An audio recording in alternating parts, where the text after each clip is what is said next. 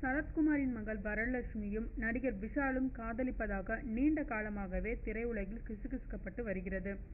அதை இருவருமே மறுக்கவில்லை. இந்த செய்தியை உண்மை என நம்ப வைப்பது போல் பல சம்பவங்கள் தொடர்ந்து நடைபெற்று வருகின்றன. சில மாதங்களுக்கு முன் CCL கிரிக்கெட் போட்டி நடைபெற்ற போது விஷால் விளையாடும் போதெல்லாம் உடன் சென்றார் வரலட்சுமி.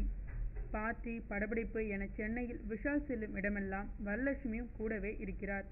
விஷால் தயாரித்து நடிக்கும் பூஜை படத்தின் படப்பிடிப்பு தற்போது பொள்ளாச்சியில் நடைபெற்று வருகிறது.